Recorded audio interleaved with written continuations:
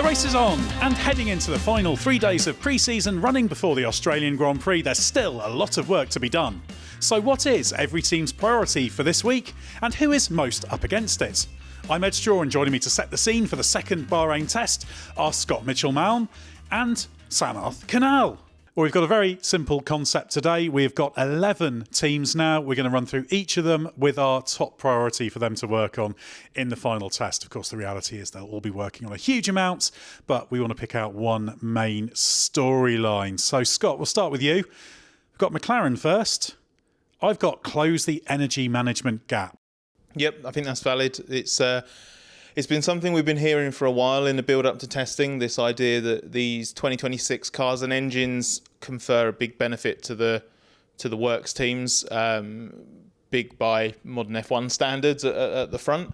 So basically, you have the usual integration elements, everything's designed around the power unit, everything's sort of done in-house a la Red Bull or Ferrari, or very, very close, like, for example, Mercedes, Brackley and Brixworth. But because the energy recovery and deployment demands are everything for this formula, the works teams will have had sight of everything at the earliest possible opportunity. It'll be so embedded in everything they know about the 2026 cars and engines. And you're seeing that now that we've got the cars on track in testing. The Mercedes just looks more refined than the McLaren does. It's quite obvious watching the McLaren trackside that it's not quite as clean in terms of not necessarily power delivery, because obviously it's not like they're running drastically different engines or engine modes from works team to customer team. It all has to be the same, but exactly what you do in terms of where you're charging and deploying and how, that's up to each individual team. And it just looks a little bit like McLaren's slightly behind on that score. It's probably the one thing, Samarth, isn't it, that everybody agrees on? The fact that the top four teams are probably still a bit ahead of the rest, and the fact that McLaren is, as of now, the fourth best of those teams. Yeah, I mean, nothing spectacular in that sense in terms of energy regeneration. It's going to be the big deal this season. Race starts is a bit of a worry as well. I think the fact that Andrea Stella brought that up as a security concern, a safety concern, not security concern for his team. Yeah, somebody's not going to charge onto the grid in Nick Oscar Piastri's car. I don't know, Red Bull played some games towards the end of last year. Couldn't rule it out. Changing his name, that won't be wild of it. Yeah, well, I'd like to see them try. But the fact that he brought up safety concerns makes me think that his team might be on the back foot in terms of race starts. I haven't seen enough to know, personally. I mean, we saw a very messy one from another team. I'm sure we'll bring that up later. But yeah, through corners, exiting corners, McLaren will want to get that right. The one thing on pace that is difficult to discern is that because it's such an unknown at the moment, and as you say, everybody's kind of pointing the finger at somebody else, and yes, there's this consensus that McLaren is the lead of the customer teams, but it's behind those immediate works teams, and certainly Mercedes has an edge over McLaren at the moment, but you can't look at lap times just purely from single lap pace or fastest individual lap time. We know that. The long runs are also a little bit misleading because it's just so easy to, what's the way of putting it, kind of disguise your pace, like the usual sandbagging claims, but you don't, because of the, charging a little bit less here, having a little bit less in your battery, therefore deploying a little bit less over the entirety of the next lap, would be such an easy way to disguise what it is that you're doing. Now, I'm not saying McLaren's doing that, but if you look at, for example, one lap that Norris did in the test, which was the one on day 2, I think, which was very slightly slower than his outright fastest from the test. But I think it was done at the start of a run of laps that totaled about 16. So there was at least 16 laps of fuel in that McLaren. And what you don't know is whether or not if everybody else is running 40 laps worth of fuel and he did that with 16 on board, then obviously it's even worse for McLaren. But you see people already online being kind of inclined to go, well, if we subtract that level of fuel from the car and the fact he was on the medium and not the soft, that's another 0.7 of a second or so, according to Pirelli. All of a sudden, you can very easily manipulate that Norris time, and suddenly he's right there with Antonelli at the top. So when we're saying it needs to refine these things on the energy management side, for example, you could be looking at hundredths of a second rather than like, oh, McLaren's half a second off or something like that. Exactly, and we're still working out the error bars in terms of this spread. I'm hoping the 3 days will tell us a little bit about that. We're going to jump around from team to team, but we'll go on to Mercedes next because they're a natural team to put with them. I've actually got here, Samarth, fight the political war, because there's an F1 commission meeting that's going to take place most likely in a hotel in Bahrain, probably a slightly more luxurious hotel than the one we're currently in, which is fine. They won't have as nice curtains as we do. I very much doubt that. When I came in, it was the curtains that really set me back. Hopefully there will be a peaceful resolution to this one. But yeah, it's the compression ratio story that's been raging on. And we saw hints of it where Mercedes customer teams were perhaps getting more aligned with Mercedes in terms of rhetoric in the first Bahrain test, in the 3 days that we saw. I mean, I brought up the safety stuff from Andrea Stella, but James Vowles also moved to kind of downplay the legality situation of an engine with compression ratio, whether it's high or low, and whether it should be legal. Not to me. It'll be debated fiercely. The FIA says they don't want it, brought out in a court or any kind of nonsense beyond the track. So let's see if there will be a resolution. It's such a complex topic, though. That's the problem. And I almost see how can they reach a resolution there, really? I mean, it just seems so nuanced, and it doesn't seem like the kind of thing that can be fixed before Melbourne, at least. Well, I think the resolution is likely to be that there is no resolution, and there you kind of. I wouldn't be surprised if this commission meeting kicks the can down the road a little bit, and then it's all as you were for the start of the season. But you're right, Ed, to point out that kind of political game, because Mercedes does look in a good place on track. I think it's hard to separate with Red Bull in terms of how it looks as a car.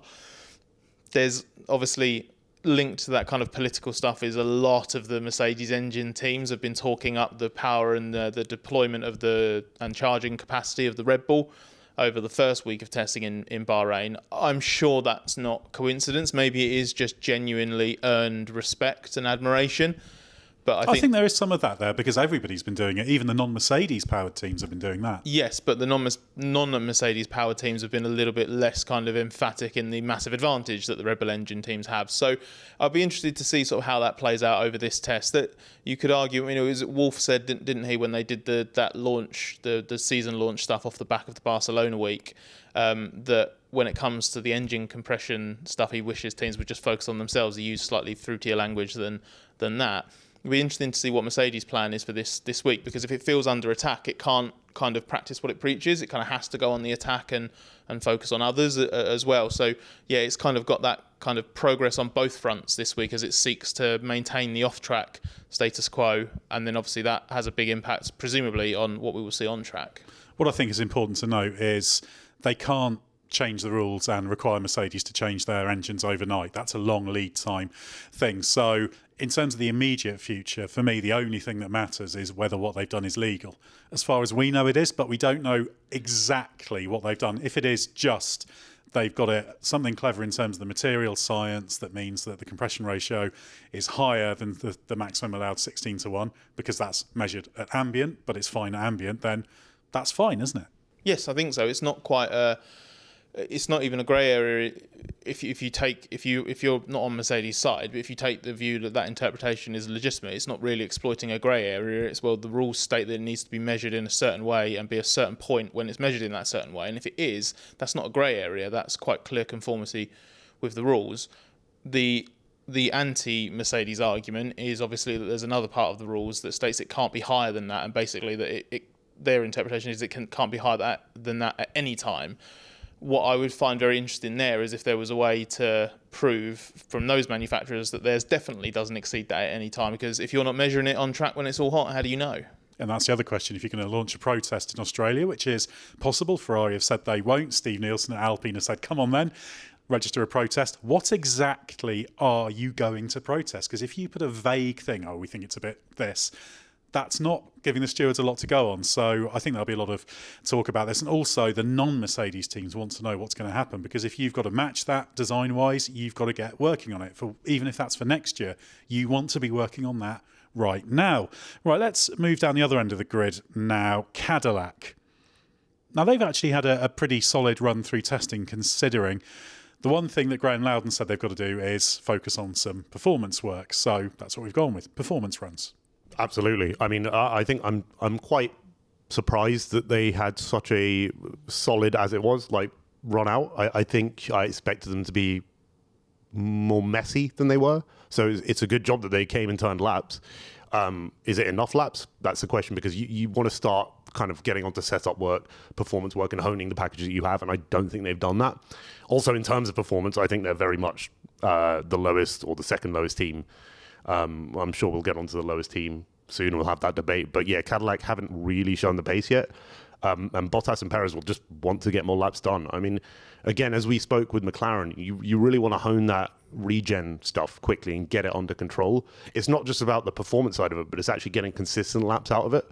Because if one lap's going to be, half a second off and the next lap's going to be half a second faster, well, you've really got a problem there. You really need some consistency, and that's Cadillac will want that. They'll want to get the laps down. You have to say, Scott, we've talked up what Cadillac have done over the past few weeks.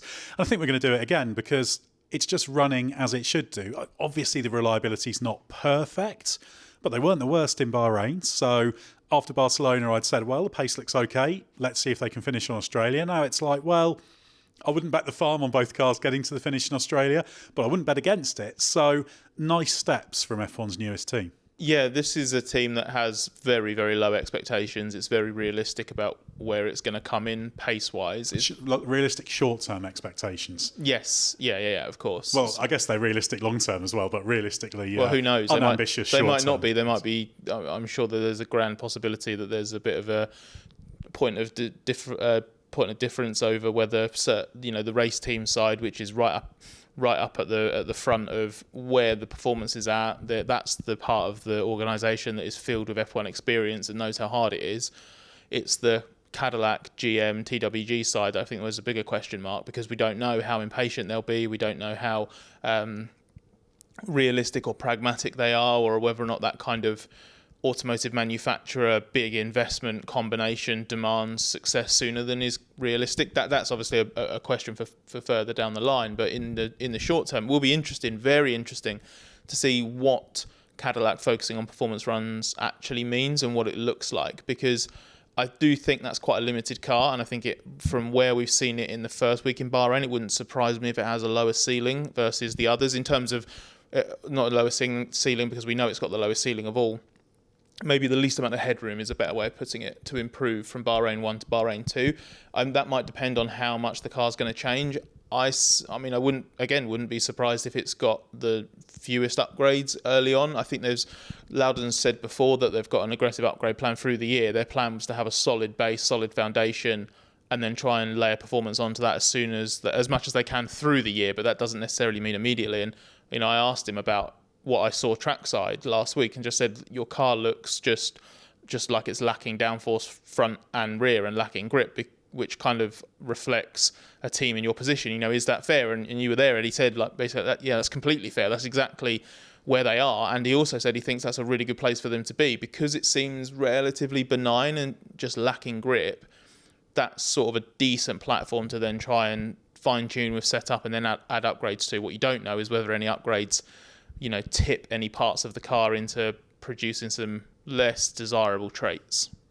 Absolutely. And I think the main thing we also need to see from Cadillac, other than that, is them doing live pit stops, running full race dress rehearsals, for want of a better phrase, because they haven't done that before. So there's that secondary thing for them as well. Alpine next. Samarth, we've simply got to maintain its curve there because they were pretty decent in a midfield way in testing. We almost sounded like we were damning with faint praise in our end of test review because we sort of said they're decent, they're fine, they're okay. But that's actually pretty good for where this team is. So we just want to see them chipping away and showing that they can hang around towards the front of that midfield group. I think it's a really good place to be for Alpine. I genuinely think they're in a good place. I mean, this is exactly what you want after the first 3 days of testing and the shakedown. You want to be in a place where it's reliable, it's looking good, it's looking in a place there. I think they can fight for points at the top of the midfield with Haas, from what I've seen over 3 days. Obviously, everything will change and I'll be proven wrong come the start of the season. But they're looking good. And I think why it's such a good place to be in is because then you can add performance onto the car quickly. You can do performance runs. You can validate race stints. I'm quite impressed by Alpine's showing. And it's quite a difficult place to be, because what you've done is ditched that Alpine in-house engine. You've said, I don't want work status, I'm going to go for the Mercedes. And now you really have to vindicate that decision. All those people in very, it's a shame what happened, but you've made a really bold choice, and now you've got to vindicate yourself. And I think Alpine sort of done that. I mean, it's too early to say, of course, but yeah, they're looking like pretty decent. The only thing I'd add is that there is obviously a huge 2025 shaped caveat that we need to throw over Alpine, which is it looked really good in Bahrain in testing last year, and then actually it turned out that Bahrain just ended up being the perfect combination for its limited package, both on the car side and of course the engine side. So that pretty much only when they came back to Bahrain at the start of the year, when they were genuinely good, best race of weekend of the season in terms of performance, deficit and points return as well. Gasly had a great one.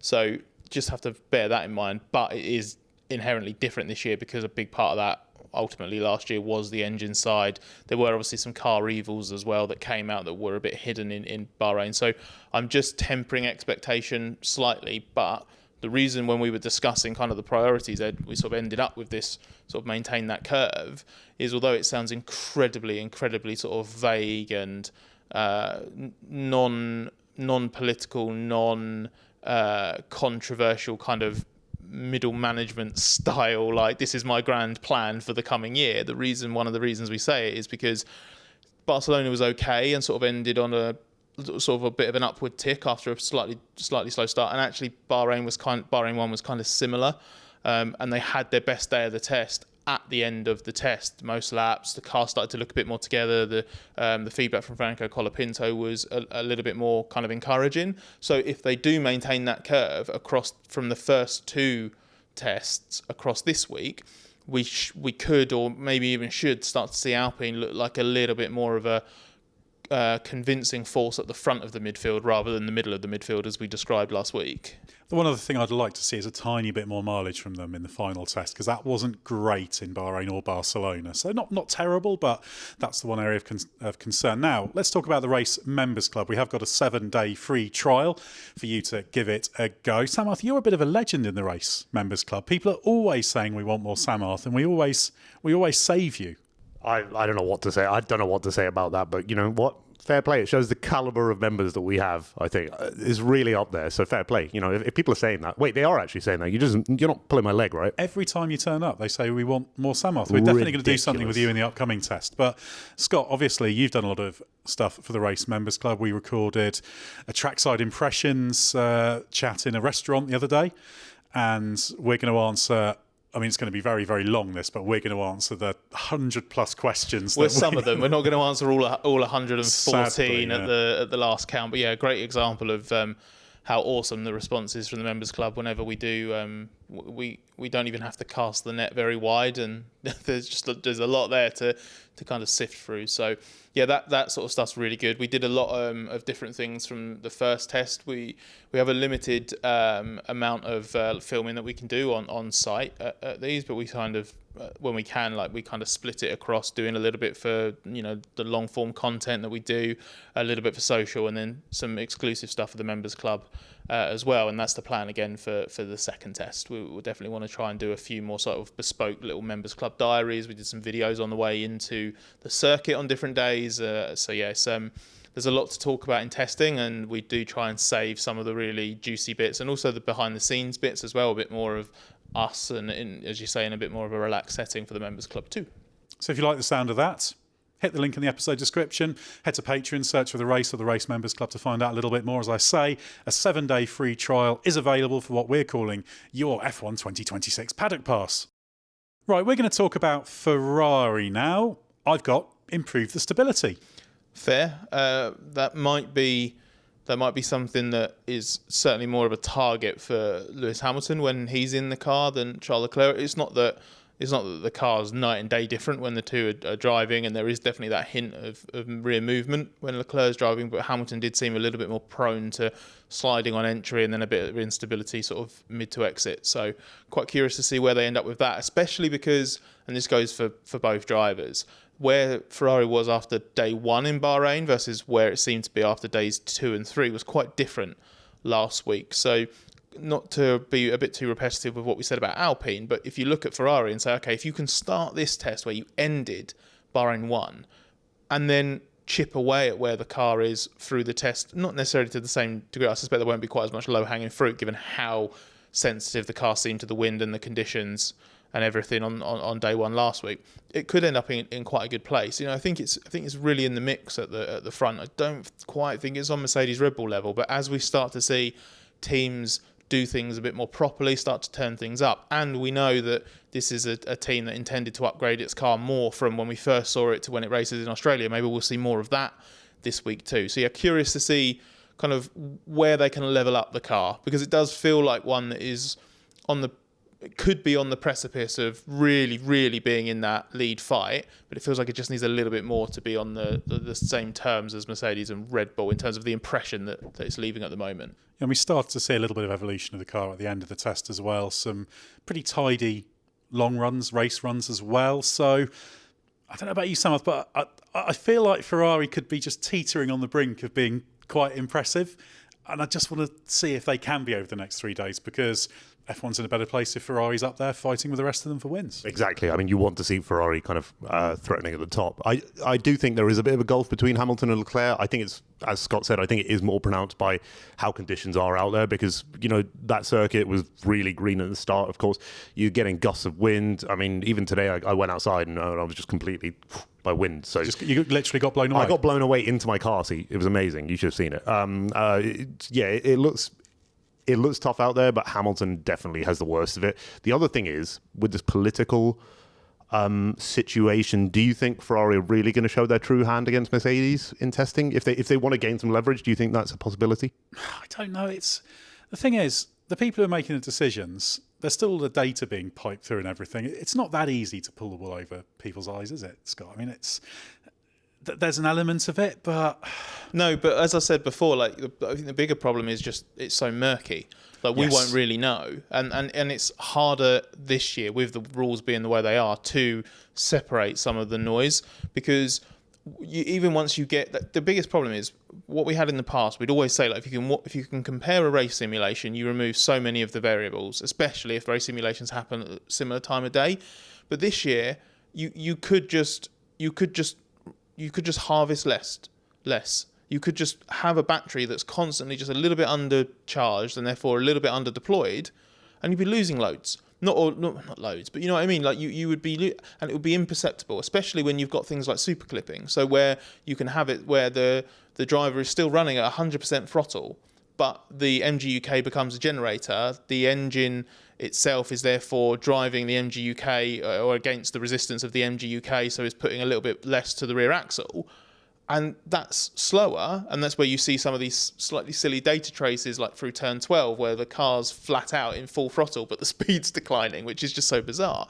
So it could just be completely misleading. One thing I will say, which is separate to that, but just a final point on Ferrari, one of the reasons why I'd really like it, if it turns out this week that Ferrari's right up there, is it'll be quite cool to see something with a definite anomaly in the design doing well. Because one thing from trackside and checking the data is that the Ferraris just do not go near first gear in the way that the other engine manufacturers do.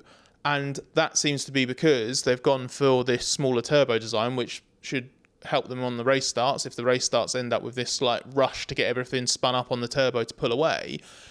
But it means that they either, whether it's gear ratio and turbo, I'm not entirely sure, but that car definitely rejects the second to first downshift in a way that others don't. You can hear it because Leclerc tried it once when I was trackside, Ollie Behrman tried it once in the Haas when I was trackside, and it reacted really badly and they didn't really try it again. So if they've got an engine that does work a little bit differently, it might be just different ways of achieving exactly the same end result. That would just be quite fascinating, because there's just not really much technical divergence in F1 on that kind of level anymore. Yeah, exactly, and we'll get an image of that in the coming tests. I mean, it could be one of those things because the gear ratios aren't locked yet. We don't know whether there's much gear ratio changing and experimentation going on. I would have thought across testing there has been. So they will lock those in because it's 8 forward ratios.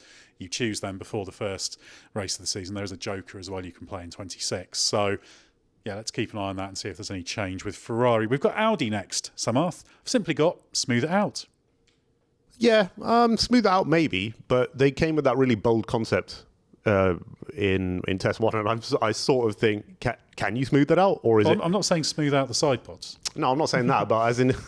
Yes, Samarth well doesn't done. like how he thinks you don't like how contoured the Audi is. Yeah, that's what I, Make that's it what I more thought you sleek. meant. Yeah. No, I mean, if the concept is indeed working as it should be, I mean, it's not a Mercedes zero side pod situation again where they ditch it halfway through the season. Then yeah, that's all well and good. But if they start to hit like a development sort of ceiling somewhere mid-season or even before that, then this will all be a bit of a waste, and they'll have to go back to a more conventional design that we've seen from other teams with those side pods. So if you can smooth it out, yeah. I assume you mean it more kind of like the sort of, it was all a little bit rough, like across the board, like with everything, because there were elements, like Samarth says, like where the car design's interesting. Like it's really cool to see that Audi's technical team is going a bit aggressive and certainly out there, I think, compared to some of the other things we've seen. That side pod inlet is really, really interesting, the way that they've gone about that. If it worked, great. Who knows if it will. But it was, Jonathan Wheatley talked about this a little bit, the team principle, Barcelona, they weren't great in terms of operations, which is a long-running old Sauber problem. But Bahrain was a bit better for that. But it's still a little bit like, we've talked about this on some of the podcasts last week, and we talked about it a lot in the trackside exclusive chat that we had for the members club. That car was just comfortably like the furthest from sort of matching how aggressive it wanted to be or needed to be on the downshifts versus the execution, for example.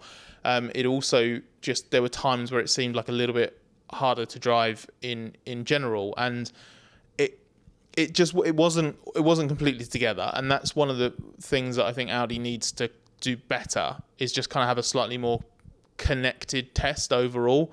It just feels like it has like moments where it's a bit impressive, or moments where it's all running well, moments where it's racking up the miles, but and pace wise doesn't look terrible, but it feels like it's all just a little bit far from being optimized. I think it's one of the least kind of rounded teams in the midfield, which is maybe to be expected. Brand new power unit. It's the only completely new manufacturer power unit wise. They've done the gearbox, of course, as well in Neuburg in Germany. So yeah, you'd expect them maybe to have a bit of work to do. But they did. How do you distinguish between Red Bull? Why don't you think Red Bull's completely new? Well, yeah, that's a good point. I think probably it's more just that at least F1 Red Bull had an F1 operation.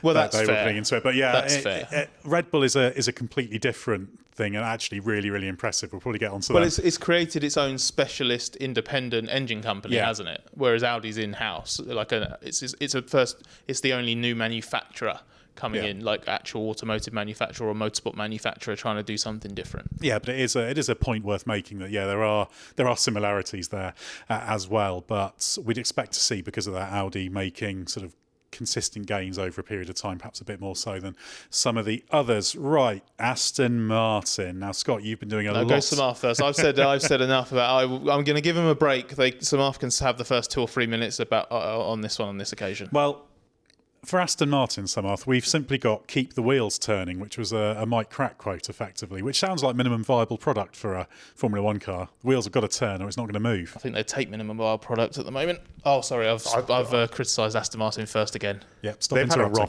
They've had a rough time, I think, and you can definitely sympathise with that. I think it's not a fun place to be. I think in a lot of rankings, if not every ranking, you're seeing them right down there with Cadillac, which is a big shame, especially for Fernando Alonso, who's been struggling to get to a team that can put him at that level that he was a long, long time ago. 2013 was his last race win, which just the passages seems of time are just it's just relentless, isn't it? I mean, it's 2026 now. It's sad. I mean, Honda were good when he left. They gave Verstappen a title-winning power unit, and now they look to be struggling here. The gearbox in-house could be a problem from Aston. The first time they've done an in-house gearbox since 2008. Yeah, it all looks to be a bit like, alarms and sirens blaring a little bit. I don't think it's unfixable, though. I don't think they've got a project here that is just, throw it in the bin, we're done. I mean, they've got to accept that they'll be down there, and I think the story that comes out will have to be one that, okay, you know what, we're not as good as we wanted to be. This really is a bad place to be. But I don't think they've got, massive operational problems. I don't think they've got a team there that just cannot turn it around. I think it will. I just The question is when. I think there's a lot of low-hanging fruit there, and probably the most of any team. I've said this in a couple of different things, but it is almost certainly the package that is the furthest from its ultimate potential, and that was what Crack was getting at. He obviously didn't want to tell us. He didn't want to give us a list of the specific problems that they've got. I suspect it's probably because the list, it's not necessarily evenly shared, but I suspect the list spans car, gearbox, and engine. So it's going to be across the board where there are weaknesses. But there's no point in kind of telling us, well, this is bad, this is bad, this is bad, this is bad, because they need to get on track to actually improve their understanding and their execution of everything. It's so far from being optimized, because that's the only way that they'll establish how far off they are. When Lance Stroll was talking about them being 4 seconds off and Pedro de la Rosa said 3, 4, 5 seconds, that just reflected the lap times, really. That was what the timing screen said. I'd be surprised and very disappointed if they end this test, and especially if they go to Australia, 4 seconds off the pace, looking like they're at risk of being sniped at by a Cadillac if they underachieve. And I know I've ended up being the one that's sort of explaining or talking a lot about sort of where the Aston's weak or whatever, but it's not a case of just trying to take a chance to dig them out. It's just I've seen it a lot trackside. I've also spoken to the key people within the team, spoken to De La Rosa, spoken to Crack, spoken to Alonso, heard from Stroll.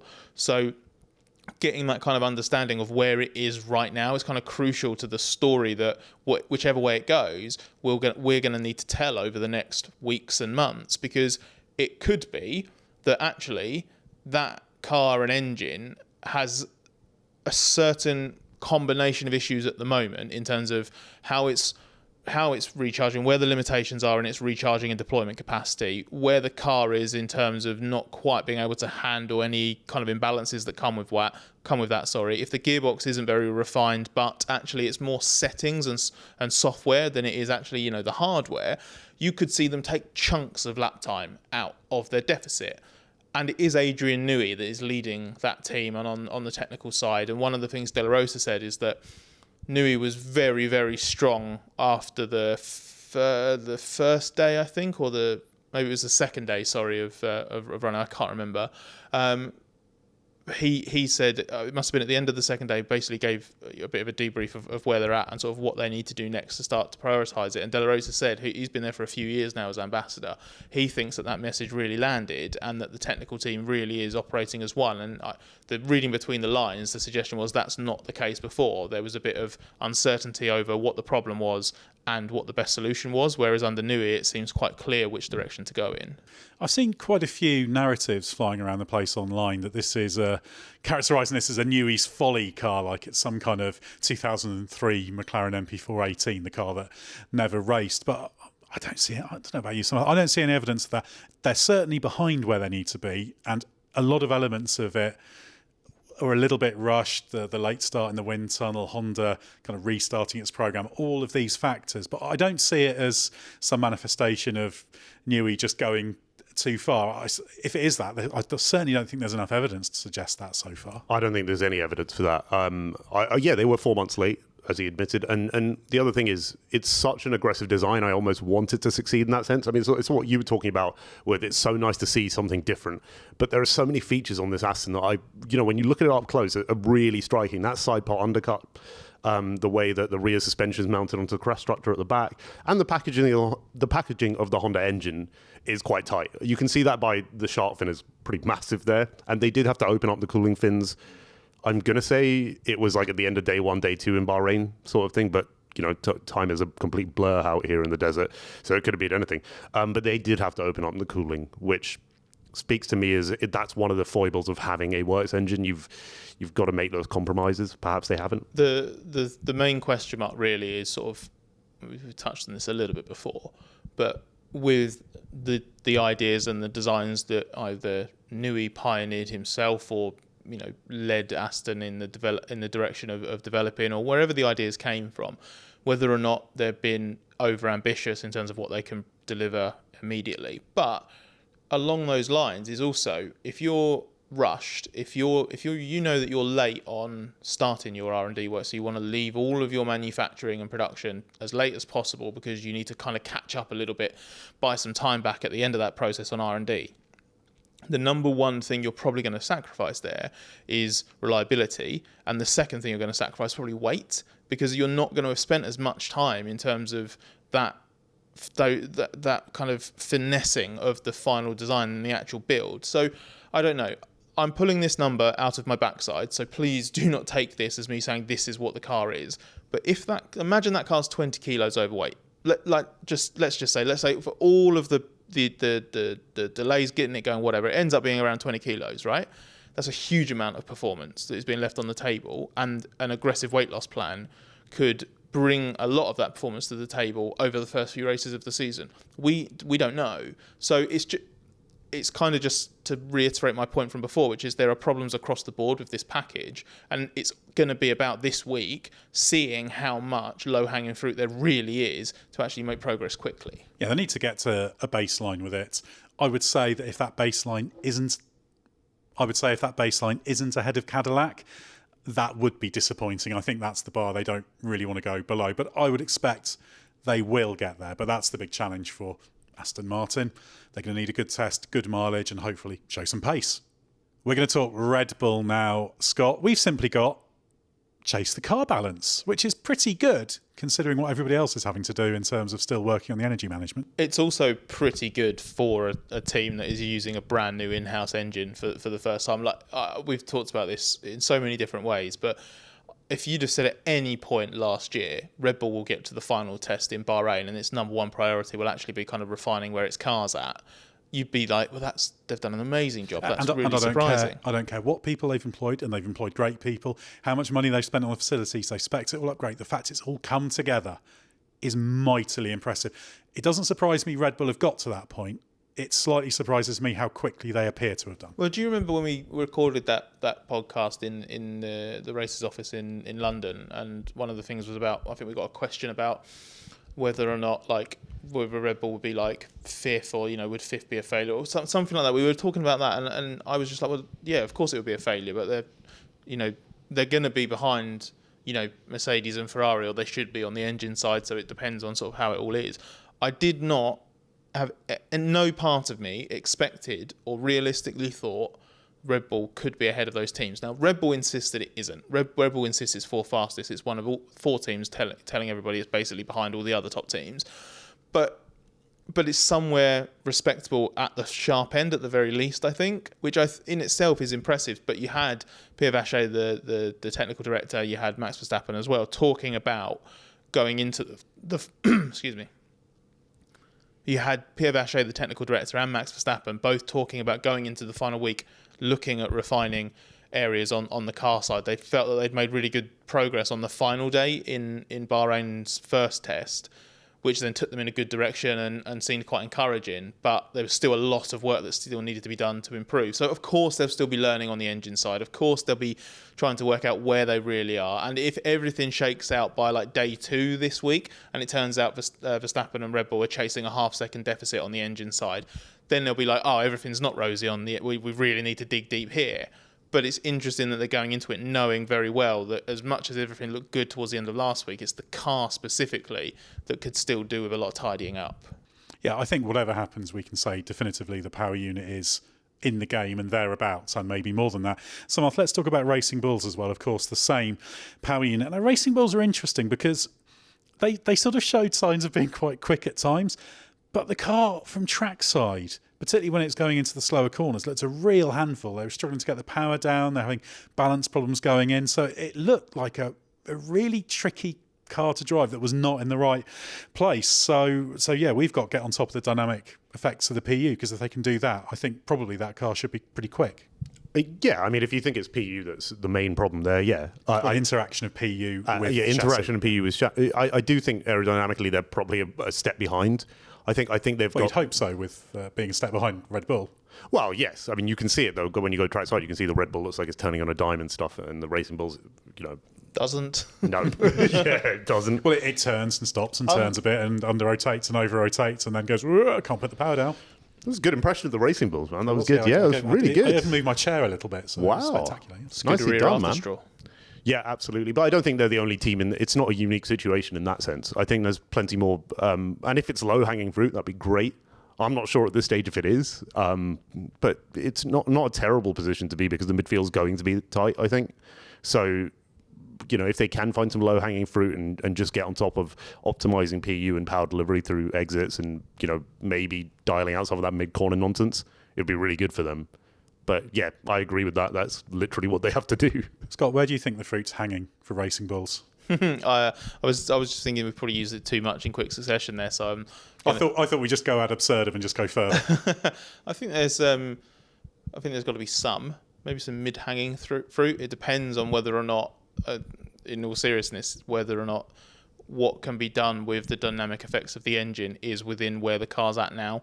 Because if it is that the Racing Bulls has a platform that just doesn't have enough kind of pitch control or whatever it ends up being to deal with that kind of shockwave that is sent through the car when you do the big downshifts, then something's going to have to change there, and that's not going to be the work of a moment. So it will depend whether or not they look at it and just go, okay, we didn't have the setup in a great window, but actually if we run the car like this, if we do this, if you can, because also that's the thing, like realistically, Liam Lawson, who struggled so badly with the instability of last year's Red Bull, he got dumped after only 2 races, and Arvid Lindblad, who's a rookie, why would they be dealing with this as well as Max Verstappen is, right? Why would they even be dealing with this necessarily as well as Isaac Hadjar is? So there'll be a driver element as well. So it would be natural to expect, or it would be right to expect them naturally to just be a little bit behind in that. So it would just be across the board. It'll be across the board getting better at dealing with the specific challenges of these cars. Yeah, and probably they've got the greatest potential in terms of how much better they'll look on track from day 3 of the second test, or the first Bahrain test, and day 3 in the week that's to come. So we'll keep an eye on them. Let's talk about Williams now. We've simply got get the car in a better setup window. Yeah, because it's a car that's tricky to judge at the moment, and we know that they've been playing catch up because they didn't do the Barcelona week of testing. So yes, they did their VTT stuff, they did their shakedown, they came to Bahrain clearly ready to just rack up the laps, had a very good test in that sense, but the car's not midfield leading. It doesn't look midfield leading. There were a couple of comments from people in the team who kind of suggested, obviously, yes, we know that there's obviously quite a bit of work to do here, but I think they're just relieved to get the car here, get the car out on track, and have the wheels turning, to use that crack comment from Aston Martin's side. So they've caught up quite a lot on the knowledge that they've been missing from Barcelona. But I think if you take that and you take the fact that we know that Williams is on the heavy side, we don't know how heavy compared to other cars, but I would say probably one of the heavier cars. It is going to be a little bit limited mechanically, dynamically, but you can see some elements to it that are quite interesting. We've talked a bit about how high rake it is. I mean, as soon as it ran on track and came past me on the first day, I was thinking, wow, I think that might be the car that has the most rake of any. So, and accordingly, that front wing's very low to the ground. Yeah, so does that work? If yes, great, but does it need to be optimised a little bit? If not, why not? And can that be fixed? And so those will be things to watch out for this week too. I think with the Williams, I'd like to know how much of it is just that setup thing. So it looks like it is running a little bit stiff, and how much of it is just where the car is. So it's in that midfield group, but whether it can move to the front of it or it's going to be at the back of it, that's the question I'd like to know the answer to. We'll finish off on Haas, Samarth. Now, Haas had a really sort of quietly impressive Bahrain test. So they've just got to squeeze that little bit more pace out of it and just keep doing what they're doing. Yeah, I mean, I spoke to Komatsu and he was basically, I wouldn't say over the moon, but he was as close to over the moon as he has ever been in terms of... On the moon. He's not quite over it. Under the moon? Sort of like adjacent with the moon? He's missed the moon if he's under it. Well, have you missed it though? Because it just rotates. Under the moon was presumably someone being sad. If you're over the moon when you're happy and delighted, if you're under the moon, presumably you're sad because you've missed it and you're flying towards the sun. Okay, well, he was close to the top of the moon. And also, right? please remember that space is 3-dimensional. Don't make the mistake sci-fi TV series make. It's not on one plane. I know it's not on one plane. You have to tell Scott that, because one man's under is another man's over. That's basically what I just said. So anyway, he was happy, and he was really happy that Haas kind of hit its marks with the Barcelona shakedown. There were a couple of problems there, but then when they came to Bahrain, it really did seem a lot more problem-free and a lot smoother. And Haas, and that's great, because then you can start working on what you said with Williams. They haven't kind of been able to work on the setup and performance things. I think Haas have put themselves in really good stead to do that. And while other teams in the midfield haven't been able to, Haas have probably found themselves kind of moving up that little ladder in the midfield, and I had to say closer to the top than the bottom, definitely. And for what it's worth, when I went trackside with Haas reserve driver Jack Doohan, which formed the basis of an article that we're doing on the website, I did ask him at the end of that to rank the teams, and he put Haas first and then declined to rank the rest of them. So read into that what you will. He knows who's paying his wages, yeah. So I certainly don't think Haas are going to be first, but I've just been impressed because it is, from trackside, the least memorable car, and I mean that in such a positive way because it's not all over the place.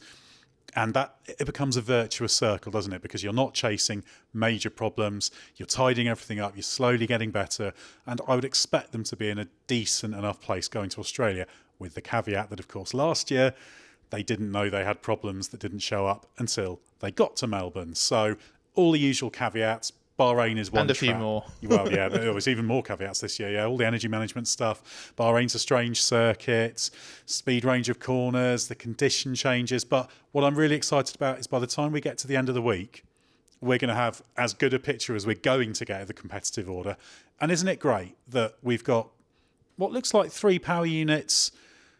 They're not too far apart, that Ferrari, Red Bull and Mercedes. I don't think Mercedes is going to be seconds a lap. Red Bull, rather, is going to be seconds a lap faster in terms of the power unit performance as Mercedes may suggest. So there's just that hope that it could be really close. Let's see if the coming days disabuses us of that notion. We're going to be covering it in depth. We're going to have a podcast each and every day, loads of stuff for the Race Members Club. So check out that 7-day free trial and lots on the race website as well. So it's going to be a really interesting test, and stay with us for everything you need to know from the second Bahrain test.